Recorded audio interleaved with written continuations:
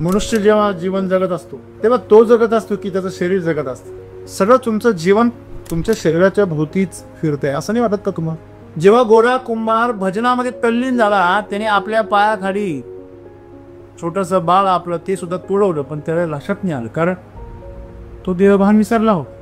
मग देहभान विसरण्याची जी अवस्था आहे ती खरी आनंदाची अवस्था. मग तुम्ही तुमच्या जीवनामध्ये असा कधी विचार केला की मी काय करत असताना मी तहान भूक विसरतो, ती गोष्ट तुम्हाला तुमच्या जीवनामध्ये आनंद देते. मग सद्गुरू आज आम्हाला असं म्हणताय की पहिली गोष्ट म्हणजे अध्यात्म म्हणजे काय? अध्यात्म म्हणजे स्वतःला आत्म्यापर्यंत पोहोचणे, शरीर आणि मनाच्या पलीकडे जाऊन, भावनांच्या पलीकडे जाऊन मी एक जिवंत चैतन्य आहे याचा अनुभव घेणे. आम्हाला जीवनामध्ये जर आनंद हवा आहे, समाधान हवं आहे, समृद्धी हवी आहे, ते तुम्हाला ती शरीराच्या स्तरावर नाही मिळणार, मनाच्या स्तरावर नाही, तुम्हाला ती तुमच्या चेतनेच्या स्वरावरच मिळेल. की आज अध्यात्म पहिलं आम्ही समजून घेतलं पाहिजे. अध्यात्म म्हणजे जीवनाची उत्क्रांती आहे. अध्यात्म म्हणजे मी नेहमी सांगतो की बाबा कुठतरी गेरवे वस्त्र घातले आणि तुम्ही भजन कीर्तनामध्ये 24 तास बसले आणि तुम्ही तीर्थक्षेत्र करताय आणि ध्यानाला बसले, जप करताय, तो पण एक मार्ग आहे. ज्याप्रमाणे आम्ही इतर क्षेत्रामध्ये क्रांती केली तसे आध्यात्मिक क्षेत्रामध्ये पण क्रांती झाली, माणसं प्रगल्भ झाली. पूर्वी त्याग करण्याची गरज होती, कारण सामान्य जीवन सुद्धा एवढं सुंदर होतं ना की तिथं माणसं रमून जायची. आज माणसाला कुठे जायची गरज नाही, त्याग करायची गरज नाही, कारण पहिली गोष्ट ज्याचा जो अनुभव आहे तोच अनुभव एवढा बोथट झालेला आहे की तो अनुभव सुद्धा त्याचा परिपूर्ण नाही. सद्गुरू काय म्हणताय, आज सर्वस्वाचा त्याग करण्यासाठी आज गरज नाही आहे. पूर्वीच्या काळी संसार सोडून द्यावा लागायचा आणि मग जंगलात, त्याची गरजच नाही आहे. संत तुकाराम महाराजांनी स्वतः प्रपंच केला, प्रपंच करता करता परमार्थ केला. तुम्ही एखाद्या उमललेल्या फुलासारखे टवटवीत असले पाहिजे. बस तुम्ही जर मुक्त व्हायचं असेल तर मुक्त कसं व्हायचं हे आम्हाला माहीत नाही, पण आम्हाला आनंदी व्हायचं तर माहिती आहे ना. आनंद काय हे माहिती आहे ना. बस ज्याचा धागा तुम्हाला माहिती आहे तो धागा पकडून तुम्ही तिथपर्यंत जाऊ शकता. मग काय करा, प्रत्येक गोष्ट आनंदाने करा आणि पूर्ण ऊर्जेने करा, पूर्ण उत्साहाने करा. जे काय कराल ते तुम्ही एवढं जर करू शकले आणि तुमचा सहभाग तिथे नोंदवू शकले, तुमच्या करण्याने जर प्रभाव पडायला लागला तर 100% तुम्ही एक वेगळं मनुष्य बनणार. असं जेव्हा तुम्ही मुक्त होता यालाच अध्यात्म असं म्हटले. जीवन सुंदर आहे, त्याच्या सौंदर्याकडे बघा, संपूर्ण पूर्ण क्षमतेने झोपून देऊन जगा. तुम्हाला कुठला त्याग करायची गरज नाही, उलट त्याचं आनंद घ्या. पूर्वी त्याग करून जाण्याची परिस्थिती होती, त्यावेळेस त्याग करायची, आता त्याग करण्याची गरज नाही. आज तुम्ही त्याच्यामध्ये उतरण्याची गरज आहे आणि पूर्णपणे आजचा दिवस असा आनंदाने जगा की जसा हा तुमच्या जीवनाचा शेवटचा दिवस आहे. पूर्णपणे भरभरून जगा.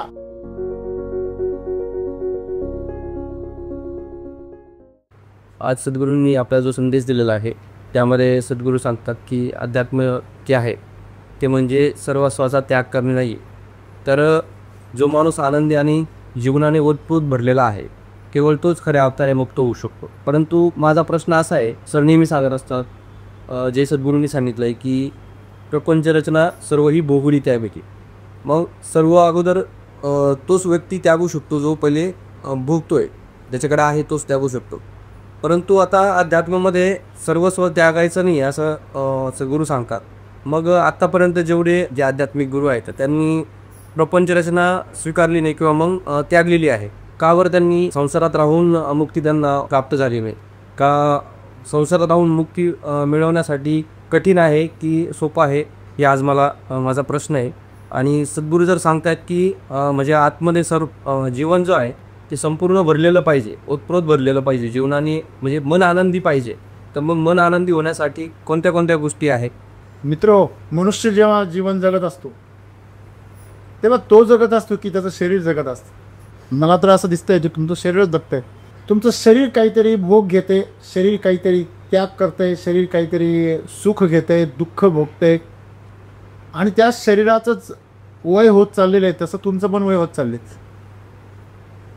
त्या शरीराला काहीतरी उमंग आहे म्हणून तुम्ही काहीतरी धावपळ करताय, ते शरीर थोडंसं थकलेलं आहे म्हणून तुम्ही आराम करता. सगळं तुमचं जीवन तुमच्या शरीराच्या भोवतीच फिरतंय, असं नाही वाटत का तुम्हाला?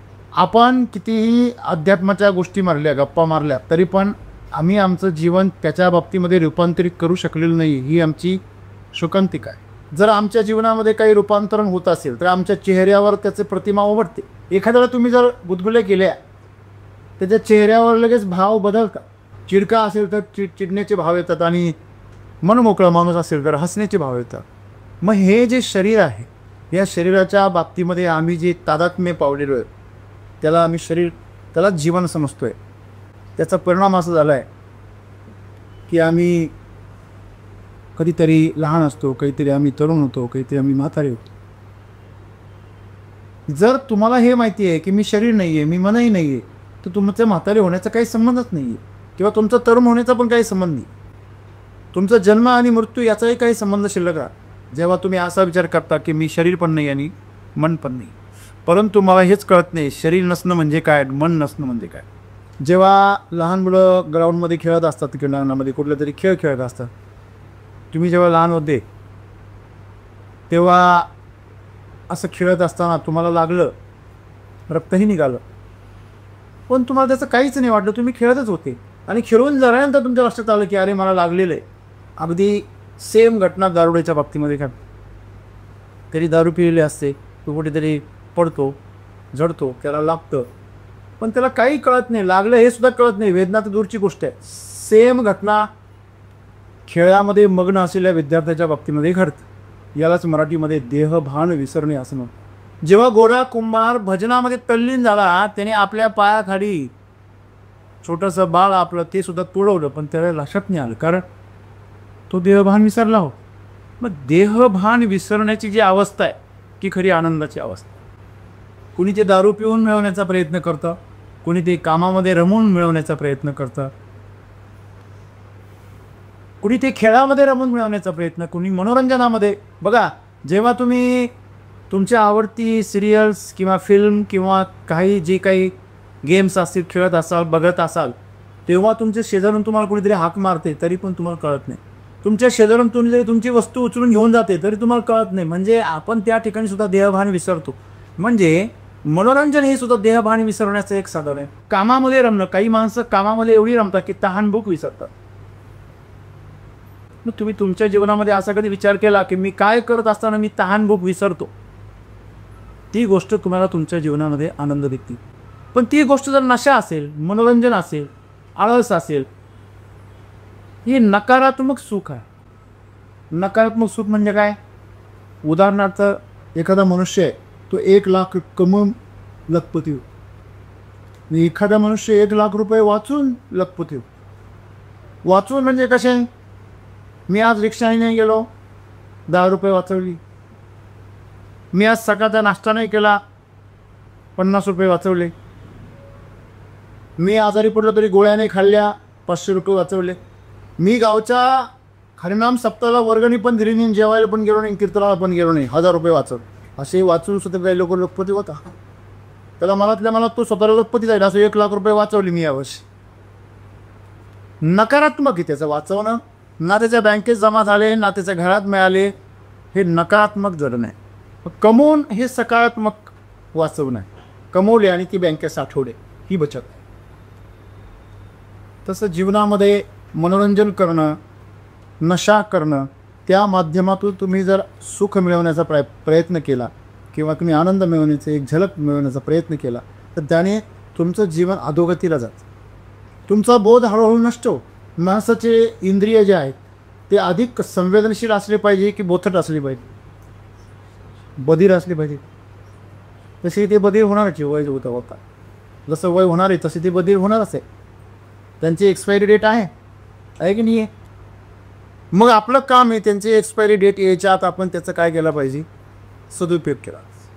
माणसाने आपल्या आयुष्यामध्ये एवढी मेहनत केली पाहिजे की आपल्याला जे आश्रम निवडून दिलेले आहे त्या आश्रमाप्रमाणे आपलं ब्रह्मचर्य, तुमचं गृहस्थ जीवन, संन्यस्त जीवन, वानप्रस्थ जीवन, ह्या जीवनामध्ये 25 वर्षामध्ये तुमच्यामध्ये रूपांतरण झालं पाहिजे. तरच तुम्ही माणूस म्हणून जन्माला आल्याचा काहीतरी सार्थक. एखाद्याने शाळेमध्ये प्रवेश 10वीपर्यंत येता येतं त्या 3 वेळा नापास जा. तुम्हाला असं म्हणायचं आहे का त्याच्या डोक्यामध्ये मेंदूच्या ऐवजी काही भाग हा दगडाने भरलेला आहे. 10वीला आल्यानंतर तो 2 वर्ष सलग नापास होतो त्याच वर्गामध्ये. ही कौतुकाची गोष्ट आहे का? नाही. तसं जीवनामध्ये तुम्ही तुमच्या जीवनाच्या ज्या अवस्था आहे त्या वेळच्या वेळी पार केल्या पाहिजे. बोध जे आहे, तुमचं जीवनाचा जे काही अनुभव आहे तो गहन होत गेला पाहिजे. रोज आंघोळ करता तुम्ही, रोज त्या पंचमहाभूतांपैकी अग्नी आणि जल या दोघांच्या संपर्कात जा. तुम्ही किती संवेदनशीलतेने त्याच्या संपर्काचा, तुम्ही रोज जेवण करता, किती संवेदनशीलतेने तो आहार तुम्ही ग्रहण करता, किती आनंदाने ग्रहण करता, तुम्ही त्याच्यामध्ये किती एकाग्र असता, तुम्ही एखादं वाहन चालवता त्याच्यामध्ये तुम्ही किती कौशल्य प्राप्त करता. जीवनामध्ये आम्ही जे क्रिया करतो, जे कर्म करतो, जे कार्य करतो, त्या कार्यामधून आमचा प्रभाव पडला पाहिजे. आम्ही मजबुरी म्हणून जर एखादी गोष्ट करत असेल तर तुम्ही पाप करता. तुम्ही ज्यांच्या संपर्कात जा त्यांचाही वाटोळं करा आणि स्वतःचाही वाटोळं करा. म्हणजे तुम्ही तुमच्या जीवनाचा आनंद तेव्हाच घेऊ शकता जेव्हा तुम्ही काहीतरी प्रभावी काहीतरी करता. तुम्ही काहीतरी केलंय त्याचा प्रभाव पडला पाहिजे. एखादा दिवा तुम्ही पेटवला आणि त्याचा उजेडच पडत नाही, असा दिवा किती जण आपल्या घरात ठेवतील. पण तुम्ही एक दिवा आहे, तो पेटला मग त्याच्या आजूबाजूला प्रकाश पडणं अपेक्षित आहे. मग त्याच्या कार्याचा प्रभाव पडणं म्हणजे दिव्याचा प्रकाश पडणे. मग दिव्याचा प्रकाश पडण्यासाठी काय अपेक्षित आहे? एक ताकदवर तेल अपेक्षित आहे ज्याच्यामध्ये शक्ती आहे, जळण्याची इंधन आहे, आणि एक ज्वलनशील वात पाहिजे जी त्या तेलाला पेटवण्यासाठी सतत वरती घेऊन येईल. तिचं वाहन काय? मग तुमच्या आतमध्ये जर अशा प्रकारची प्रेरणा आहे आणि तुम्ही त्या कार्यामध्ये स्वतःला झुकून देताय, तन मन धन अर्पण करताय, तर नक्कीच तुमची ज्योत आहे ती तेजस्वी झाल्याशिवाय राहणार नाही. पण आम्ही जरा कामचुकार असो, प्रत्येक गोष्टीमध्ये आम्ही माझं काय, मला काय, ह्या जर विचार करत नाही राहिलो, या दुविधेमध्ये जर जगायला लागलो तर आमचा प्रभाव कधीच पडणार नाही. मग सद्गुरू आज आम्हाला असं म्हणताय की पहिली गोष्ट म्हणजे अध्यात्म म्हणजे काय? अध्यात्म म्हणजे स्वतःला आत्म्यापर्यंत पोहोचणे. शरीर आणि मनाच्या पलीकडे जाऊन, भावनांच्या पलीकडे जाऊन मी एक जिवंत चैतन्य आहे याचा अनुभव घेणं. आम्ही देवळामध्ये जातो, देवळामध्ये आम्ही काय अनुभव करण्याचा प्रयत्न करतो? कुणीतरी तिथे देव बसलेला आहे, त्याने आम्हाला आशीर्वाद द्यावा आणि आमचं कार्य सफल हो. तो आशीर्वाद म्हणजे दुसरं काय? आम्ही रस्त्याने प्रवास करतो आणि अचानक आम्हाला भूक लागते आणि आम्ही एका हॉटेलमध्ये जातो आणि जेवण करतो. का करतो? चार्जिंग पॉईंट येतो. तुम्ही तुमच्या शरीरामध्ये ऊर्जा ग्रहण करण्यासाठी तुम्ही अन्नाचा वापर करा. म्हणजे ऊर्जेच्या मदतीने तुम्ही काय करता? आणखीन जोमाने पुढे प्रवास करा. हा प्रवास निरंतर चालू आहे, या शरीराचा मनाचा प्रवास चालू आहे. त्या प्रवासामध्ये तुम्ही स्वतःला कसं बघा, स्वतःला घडवत असताना तुम्ही तुमचं बाहुबल, मनोबल, आत्मबल किती विकसित केलेलं आहे. तुमचं बाहुबल आणि मनोबल हळूहळू क्षीण होणार आहे वयानुसार. पण तुमचं आत्मबल जर तेजस्वी झालं वेळेमध्ये, रॉकेटने पृथ्वीचं गुरुत्वाकर्षण शक्ती तोडण्या एवढी ताकद जर लावली, तर जेव्हा ते त्या उपग्रहापासून वेगळं होतं, त्याच्या आत जर उपग्रह या पृथ्वीचा गुरुत्वाकर्षण कक्षेच्या बाहेर गेला तर तुमच्या ते रॉकेटच्या खालच्या भागाचं प्रक्षेपकाचं काम तसं हे रॉकेट आहे. ह्याच्यामध्ये जो उपग्रह आहे, सॅटेलाईट, तो म्हणजे तुमचं चैतन्य. त्याची काहीतरी उत्क्रांती झाली पाहिजे. त्याला हे शरीर उच्च स्तरावर घेऊन गेलं पाहिजे. माया, मोह, मद, मत्सर, द्वेष, या कामना, वासना ह्याच्या पलीकडं त्याचा बंद तोडून ते बाहेर गेलं पाहिजे. हे चैतन्य बाहेर आलं पाहिजे. या शरीराला, मनाला, वासनांना, कामनांना भिजून बाहेर आलं पाहिजे. एवढी आपण ताकद या शरीराच्या मनाच्या मदतीनं आपण लाभली पाहिजे. त्याला साधना असलं.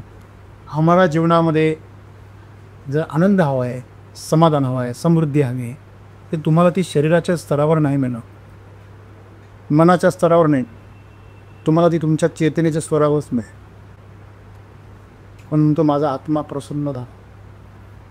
खातं शरीर, अनुभवतं मन, परंतु तृप्ती मात्र तुमच्या आतमधल्या जीवाला मिळते. लक्षात ठेव.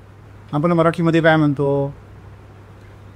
गाढवा पुढं वाचली गीता, ते काय म्हणतं? रातचा गोंधळ बरा होता. असं का म्हटलेलं आहे? हा गाढव कोण आहे? हा गाढव तो आहे ज्याला शब्दाची भाषा कळत नाही, ज्याला भावना कळत नाही, ज्याला समोरची कृतीसुद्धा कळत नाही. कृती कळणं एक स्थूल अवस्था आहे, शब्द आणि विचार करणं ही थोडीशी सूक्ष्म अवस्था आहे, आणि भावना करणं ही अतिसूक्ष्म अवस्था आहे. आणि समोरच्याची चेतना अनुभवायला येणं म्हणजे एखाद्या देवळामध्ये गेल्यावरती तिथली ऊर्जा अनुभवायला येणं. तुम्ही एखाद्या हॉटेलमध्ये गेले आणि पाहिल्याबरोबर तुम्हाला कळतं की हे पदार्थ खाण्याचे योग्य आहे की नाही.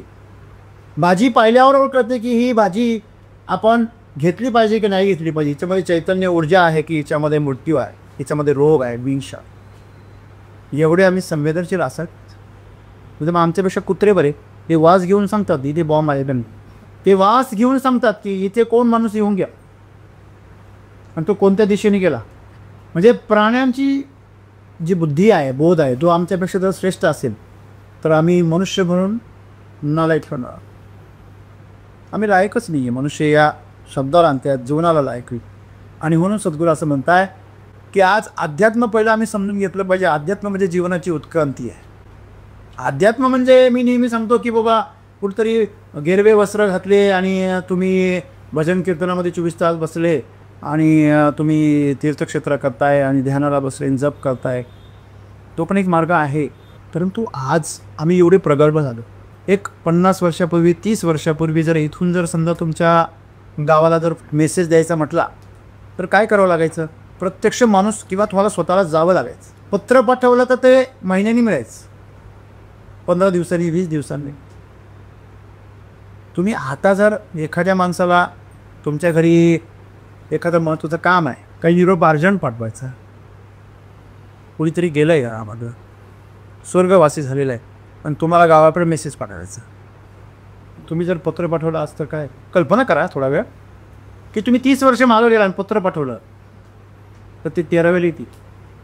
हॅलो, त्याची पण शक्यता कमीच आहे. सांगण्याचं तात्पर्य काय? ज्याप्रमाणे आम्ही इतर क्षेत्रामध्ये क्रांती केली तसे आध्यात्मिक क्षेत्रामध्ये पण क्रांती झाली, माणसं प्रगल्भ झाली. आता जंगलात जायची गरज नाही. पूर्वी त्याग करण्याची गरज होती. का? कारण सामान्य जीवनसुद्धा एवढं सुंदर होतं ना की तिथं माणसं रमून जायची. एवढं प्रेम असायचं, एवढं समाधान असायचं, तृप्ती असायची. ते सहज, म्हणजे जमीन एवढी सुपीक होती, बी जरी पडलं तरी ते रुजायचं. त्याच्यामुळे त्या बीजाला साठवून ठेवण्याची काही आवश्यकता तेव्हा नव्हती.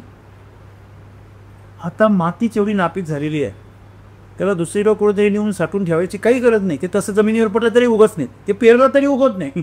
म्हणजे आज माणसाने जीवन एवढं खिन्न करून टाकलेलं, एवढं दुःखी करून टाकलेलं आहे. आपल्या आजूबाजूला एवढ्या भौतिक गोष्टींचा एवढा त्यांनी साठा करून ठेवलेला आहे की त्याची संवेदनशीलता बोथट होईल. त्याचे अनुभव घेण्याची क्षमता, जसं एखाद्या माणसाने जर खूप तिखट खाल्लं तर हळूहळू त्याची तिखट समजून घेण्याची आणि अनुभवण्याची क्षमता काय होते? बोथट होतं. म्हणजे त्याच्यासाठी ते तिखट आहे जे इतर माणसं जिभेवर पण ठेवू शकत. तसं आपण नेहमी म्हणतो एखाद्या दारुड्या जर खूप दारू पित असेल तर त्याला 1 पेग आणि 2 पेग मारल्यावर चढत नाही, तो पाणी पिल्यासारखं पितो. तुम्हाला एक वेळेस पाणी जास्त पिलं तर त्रास होईल, पण त्याला नाही होत. तर शरीराची त्यांनी संवेदनशीलता संपवून का. तसं आज माणूस कुठेच पळून जायची गरज नाही, आहे तिलाच एकटा येतो, त्याला कुठं जायची गरजच नाही. तुम्हाला पूर्वीच्या काळी गोंगाटापासून लांब जायची गरज पडायची. टेक्नॉलॉजी पुढे आलेली आहे, तसं जीवनाचा स्तरसुद्धा उंचावलेला. आज माणसाला कुठे जायची गरज नाही, त्याग करायची गरज नाही. कारण पहिली गोष्ट ज्याचा जो अनुभव आहे तोच अनुभव एवढा बोथट झालेला आहे की तो अनुभवसुद्धा त्याचा परिपूर्ण नाही. पूर्वीच्या काळी माणसं कुटुंबात मी प्रेम असायचं, माणसं एकमेकावर माया करायची, एकमेकामध्ये जीव गुंतवायची. आता फक्त नर मादी एवढीच जीव गुंतवतात, बाकी बुडीच गुंतवतात. तेही शरीरापुरतीच गुंतवतात. त्यांचे बी शरीराचं भागलं की त्यांना हेच कळत नाही आम्ही एकत्र का. पूर्वीच्या काळी भावनांचे बंध असायचे. आई, मुलगा, भाऊ, बहीण, आपल्या परिवारासाठी मरणारी माणसं असायची. मग हा जो बदल आहे त्या काळामध्ये ह्या संसारापासून लांब गेल्याशिवाय तुम्ही अध्यात्माचा अनुभव घेऊ शकत नव्हते. हा संसारच एवढा सुंदर होता की स्वर्गात समान वाटायचा. पैसा नव्हता, समृद्धी नव्हती, परंतु प्रेम भरपूर. कोणाच्या घरी गेले तर तुम्हाला जेवण केल्याशिवाय जाऊ देत नसायचं. आता त्यांच्या घरी तेच स्वयंपाक करायला कंटाळा होता, घरच्यांना स्वयंपाक करून घ्यायला कंटाळा आहे. असे पण काही फॅमिलीज. एक वेळचं ऑनलाईन मागवतात, एक वेळचं घरी बनवतात. आणि म्हणून सद्गुरू काय म्हणताय, आज सर्वस्वाचा त्याग करण्यासाठी आज गरज नाही आहे. पूर्वीच्या काळी संसार सोडून द्यावा लागायचा आणि मग जंगलात, त्याची गरजच नाही आहे. आम्ही इथे जंगल तयार केलेलं आहे. उलट आता जंगलामध्ये मंगल आहे. आता माणसं व्हॅकेशनला कुठं जाता? सुट्टीमध्ये जंगलात. हे सगळे बघा, जंगलातले प्राणी शहरात घुसायला लागले, शहरातले प्राणी जंगलात घुसायला लागले. ही किंमत आहे आजच्या का. ते 2 पायाचे प्राणी कुठे घुसतील भरोसा नाही. आज ही पृथ्वी जर परेशान असेल तर 2 पायाच्या प्राण्यांनी आहे. 4 पायाच्या प्राण्यांची संख्या घटत चालली. म्हणजे आज आम्हाला आहे तिथं शांत होण्याची गरज. मग सद्गुरू काय म्हणता, अध्यात्म म्हणजे सरस्वत त्याग नाही आहे. संत तुकाराम महाराजांनी स्वतः प्रपंच केला. प्रपंच करता करता परमार्थ केला. संतांची भूमिका, साधूंची भूमिका, साधू संसार सोडून गेलेले आहेत आणि संत संसारात राहून अध्यात्म केलेले. आज आम्हाला संतांची गरज. संत म्हणजे काय की तुमच्या असलेल्या सांसारिक गोष्टींचा त्याग करू नका, तुमच्या नात्यांचा त्याग करू नका. फक्त तुम्ही कसे राहा, आनंदी राहा. आपल्यापैकी किती जण आज आनंदी आहे, डोक्यामध्ये काहीच विचार नाही आहे, टेन्शन नाही, कोणाची काळजी नाही. बरं खरंच सांगा, तुमच्या काळजी केल्याने आतापर्यंत काही मग का करता? माझं कसं, अरे आज तू आहे, तू चांगला जगत नाही, उद्या कसं होईल ते सांगायची गरज पण नाही. तू आज जर चांगला जगू शकलास तर तू उद्या पण कसं जगशील, चांगला छान जगशील. मग तू जे आज जिथं आहेस, जे करतो आहेस, त्यामध्ये का रमत नाहीस तू? नाही मला उद्याची काळजी आहे, उद्या आल्यावर परत तुला परवाची काळजी राखा. अरे भ्रमिष्ठ माणसा, तू शुद्धीवर कधी येणार आहेस? हेच तर सद्गुरू आम्हाला सांगताय की तुम्ही जीवनाने उत्तप्रोत भरलेले पाहिजे. म्हणजे काय हो, तुम्ही एखाद्या उमललेल्या फुलासारखे टवटवीत असले पाहिजे. बस एवढीच अपेक्षा. तुम्ही का टवटवीत असतो, कोणासाठी असतो? तुम्हाला अजूनही प्रश्न पडतो कोणासाठी? एवढे अनुभव घेतले ना नात्यांची, नाही घेतले का? आता समजा प्रत्येकजण इथे 25, 30, 40 वर्षाचा आहे, तर आत्तापर्यंत जीवनामध्ये सगळ्या नात्यांचे काय घेतले? थोडे थोडे अनुभव घेत. काय मिळालं अनुभवाचे शेवटी? पश्चाताप, वैताग आले ना, दीक्षण आली की नाही? आली की नाही? तरी पण आमचा ओढा तिकडंच आहे. आम्हाला खाजवून दुखणं करण्याची सवय लागलेली. परत आम्ही ओरडतो, रक्त निघालं. म्हणजे विचारांची खाज आम्हाला एवढी आहे की आम्ही सतत खाजवतच राहतो. माहिती आहे ना, खाजून दुखणं आपल्याला होणार आहे. आम्ही पहिला जीवनाने ओतप्रोत भरलो कधी असू, जर आम्ही आत्ता जगत असू आणि आम्ही त्याच्यामध्ये आमची पूर्ण ऊर्जा दावावर. असं म्हणतात, या जीवनामध्ये सर्वात मोठी जोखीम ही आहे की आपण जोखीमच घेत नाही. जो माणूस जीवनामध्ये रिस्क घेत नाही ना, त्याच्यासाठी जीवनाची तीच मोठी रिस्क आहे. तुम्ही किती जपलं तरी हा देह जाळला जाणार आहे. तुम्ही कितीही याला जरी म्हटले की नाही आता वापरणार नाही, मी जरा सुरक्षित वापरतो, फक्त जीव जाऊ द्या तुमचा. लगेच लोक 2 बांबूचे लाकडे बघ, लगेच बाजरीचे ताटं वगैरे ते कडबा बघतात. हे उचला पाहिजे, नाही कडबा घडला तर गवत आणतात. ते म्हणतात पर्याय शोधा हो, जाळायला लाकडं नसतील तर विद्युत दाहिनीमध्ये टाका, काहीच नसेल तर गाळा मातीमध्ये. पण हे पहिलं संपवा. तुमचे स्वतःचे लोक तुम्हाला मातीत गाडायच्या मागे लागतात, ज्याला तुम्ही आज मी म्हण. बरोबर आहे ना? म्हणून मी तुम्हाला काय सांगतोय, आज जगा आणि असं जगा की आजचा दिवस जीवनातला शेवटचा आहे. आणि असं जगाच तुम्ही जगायला शिकाल ना, तेव्हाच तुम्ही खऱ्या अर्थाने मोक्ष मिळवला, मुक्त झालात. आज मला सांगा, प्रत्येकजण कुठेतरी बंधनात अडकले. जबाबदारी, कर्तव्य, नाते गोते, ह्याच्यामध्ये आपण काय राहिलं असं बुरफटलेला माणूस चांगला की मोकळा माणूस चांगला? गुंतागुंतीचं नातं चांगलं की एकदम मनमोकळं नातं चांगलं? धरलं तर सोडलं तर कोणतं नातं असं नाही मला सांग. आपण जीवनामध्ये हे समजून घेतलं पाहिजे, आपला आनंद हा स्वयंभू असला. याचा अर्थ तुम्ही दुसऱ्याबरोबर मजेत राहू नका, दुसऱ्यासोबत तुम्ही नाते जोडू नका, दुसऱ्यांसोबत तुम्ही आनंद साजरा, असं नाही आहे. तुम्ही नेहमी देण्याच्या भूमिकेत राहा, मागण्याच्या किंवा घेण्याच्या याचकाच्या भूमिकेत कधी जाऊ नका इतरांच्या बाबतीमध्ये. आणि याचक जर व्हायचंच असेल तर या ईश्वराचा आणि प्रकृतीचं समाप्ती. आणि ज्याची द्यायची जाणत आहे त्याच्याकडे जाणं आहे. जो सदानंदी आहे त्याच्याकडनंच तुम्हाला आनंद मिळणार आहे. जे दुखाळ आहे त्याच्याकडे काय आनंद मिळणार? म्हणजे माणसं एक सुंदर प्रसंगासाठी 100 दुःखाचे प्रसंग काय करतो? सहन करतो ना.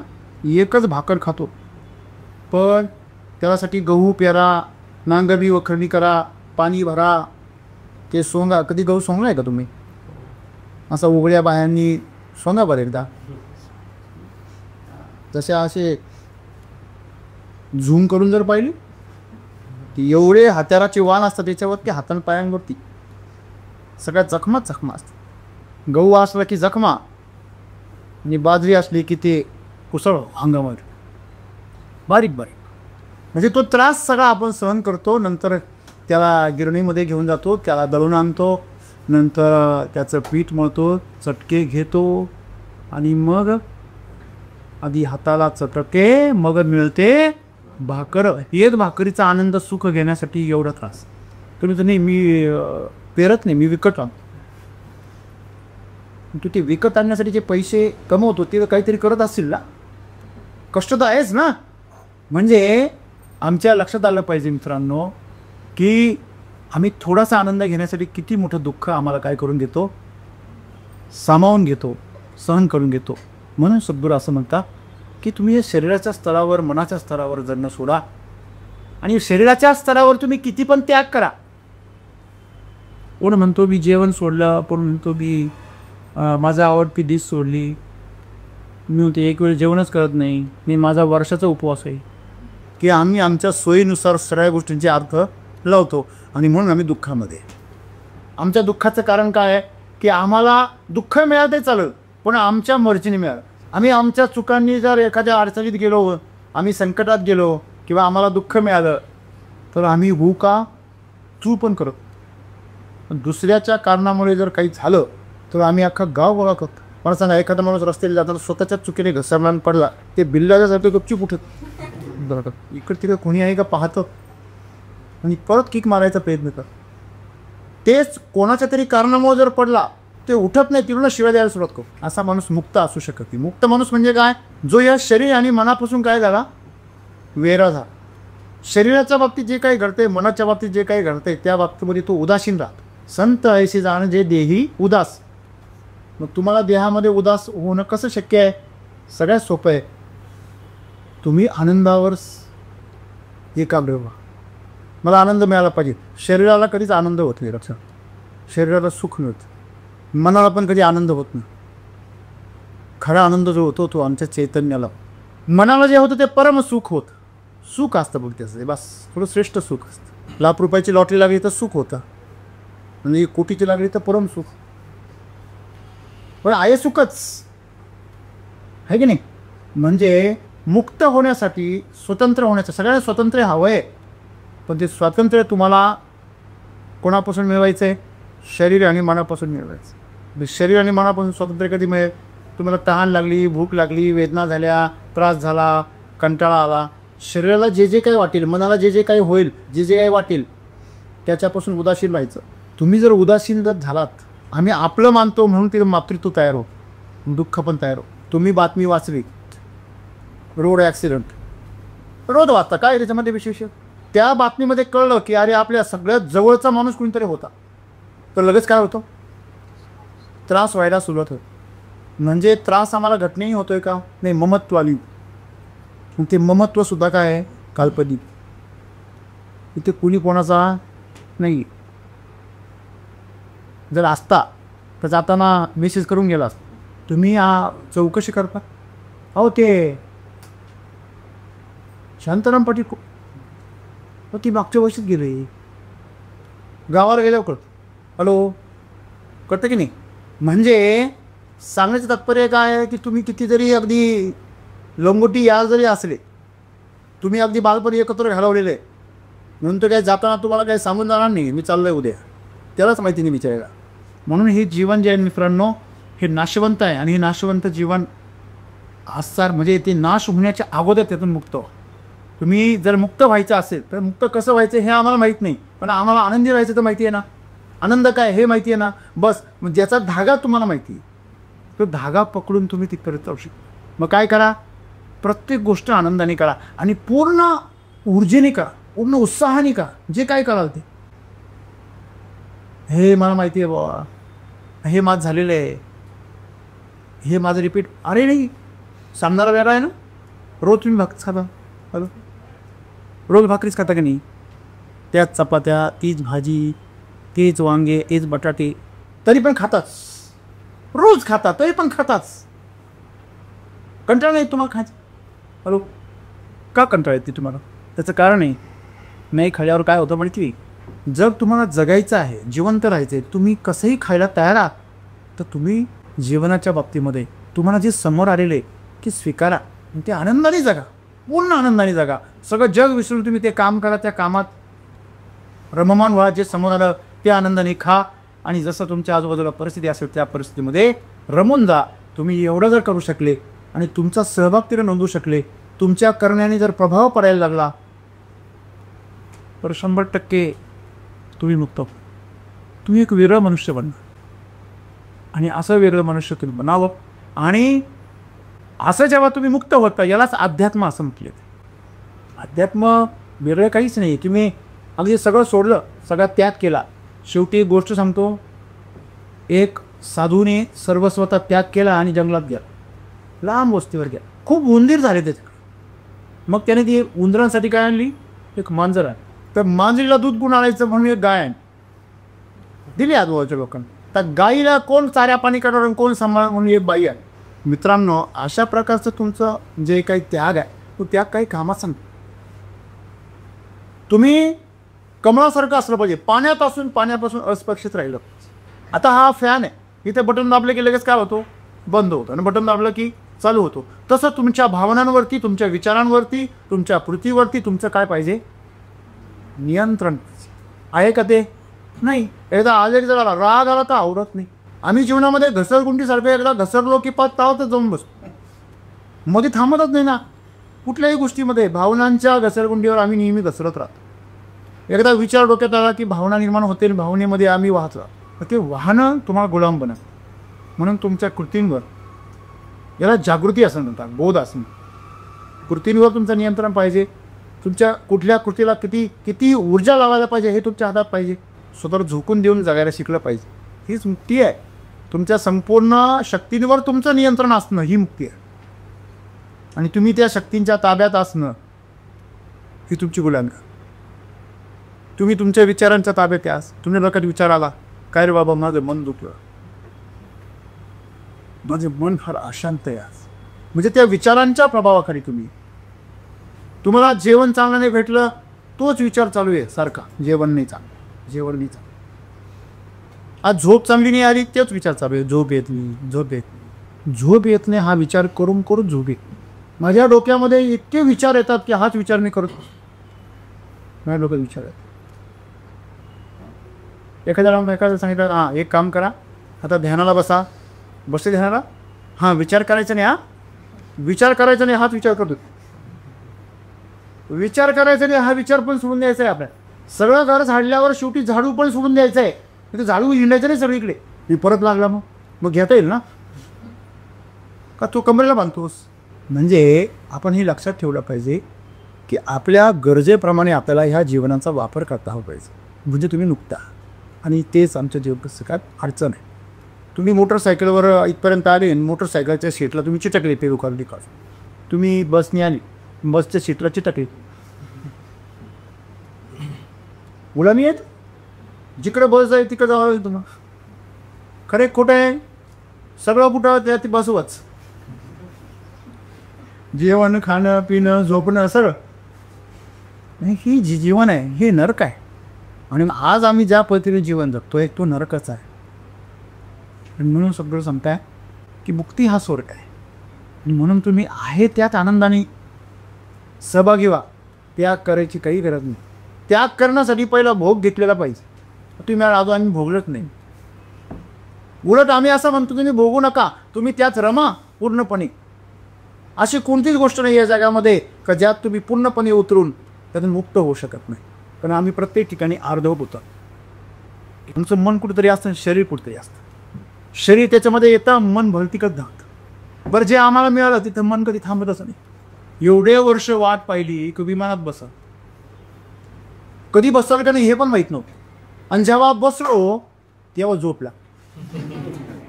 म्हणजे ज्या गोष्टीचं आम्ही स्वप्न बघतो अनेक वर्ष, ती गोष्ट जेव्हा आम्हाला मिळते तेव्हा तिचा साधा अनुभवसुद्धा आम्ही पूर्णपणे घेऊ शकत नाही. हे दुर्दैव आहे. आणि हे न घेण्याचं कारण काय? आम्हाला प्रत्येक गोष्टीमध्ये ज्यावेळेस आम्ही उतरतो तेव्हा आम्ही भूत भविष्याचा जास्त विचार करतो. मग आम्ही बातम्या ऐकल्या असतात, विमान कोसळले 14 ठार, विमान कोसळलं 150 ठार. पण ह्या बावळ्याला हे कळत नाही, या भारतामध्ये गेल्या 5 वर्षात एकही विमान कोसळलेलं नाही. तू तुझंच कोसळ का? एवढा नशिबाने तू, एवढा नशिबाने. रोज या भारतामध्ये हजारो विमानं उडताय. असे गेल्या 5-7 वर्षात एकही घटना भारतात झालेली नाही. तरी पण हा बावळा विचार करतो मी हेच पडलं. मग फक्त टर्ब्युलन्स येऊ द्या, ढग येऊ द्या मध्ये, आणि आता गडगड गडगड करू द्या विमान, ते म्हणते हे पण बैलगाडीसारखं करते. पडतं काय काय खाली. म्हणजे जी आनंदाची गोष्ट आहे ती गोष्ट काय देते? भीती निर्माण करते. कारण भूतकाळातले अनुभव, बातम्या, नको त्या बातम्या पाहिजे, आणि मग कल्पना रचतो हे पडलं. मग की आम्ही नकारात्मक गोष्टींना जास्त विचार करतो आणि म्हणून जीवनाचा आनंद घेत नाही. आम्ही पूर्णपणे स्वतःला या जीवनामध्ये सामील केलं तर आहे तिथे स्वर्ग आहे, आणि तो पूर्णत्वाचा आनंद आम्ही जर घेतला तर हळूहळू आम्ही मुक्तीकडे सहन जाऊ शकतो. बरोबर आहे. जो माणूस आनंदी असतो त्याचा कुठेही जीव गुतत नाही. ही जीव गुतणारे माणसं सगळे दुःखळीच राहतात. लक्षात, स्वतः बी दुःखी असतात, ते म्हणतात मी दुःखी असताना जग आनंदी कसं? हो, मी इथं टेन्शनमध्ये, तुम्ही सगळे रिलॅक्स एन्जॉय करताय. मग तुम्हाला टेन्शनमध्ये आणल्याशिवाय मी राहत नसते. मग पळणाऱ्याला काय म्हणतो, गाडीने अडवत मिळून पाळी नसताना सगळी तोच कार्य घेऊन चालू आहे. आपण पळायचं नाही. समोरचा एखादा पडत असेल तर हळूच तेवढा पडला का त्याला हात पी द्यायचं. थोडं पाहून चालत जा, वरून सल्ला, पाडलं येणेच. सांगण्याचं तात्पर्य असं आहे मित्रांनो, जीवन सुंदर आहे, त्याच्या सौंदर्याकडे बघा. पूर्ण क्षमतेने झोपून देऊन जगा. तुम्हाला कुठला त्याग करायची गरज नाही, उलट त्याचं आनंद घ्या. त्याग करून माणसापर्यंत पोहोचत नाही, परंतु त्याच्यामध्ये उतरून मात्र तुम्ही पोचू शकता. लक्षामध्ये. आणि हा मार्ग अतिशय सोपा आहे. पूर्वी त्याग करून जाण्याची परिस्थिती होती, त्यावेळेस त्याग करायची, आता त्याग करण्याची गरज नाही. बरोबर आहे. आज तुम्ही त्याच्यामध्ये उतरण्याची गरज आहे. कुठल्या काही गोष्टी, ज्यात गोष्टी तुम्ही आहात तिथे 100% उतरा, आणि पूर्णपणे आजचा दिवस असा आनंदाने जगा की जसा हा तुमच्या जीवनाचा शेवटचा दिवस आहे. पूर्णपणे भरभरून जगा. आणि जेव्हा तुम्ही असं भरभरून जगा तेव्हा तुम्ही मुक्त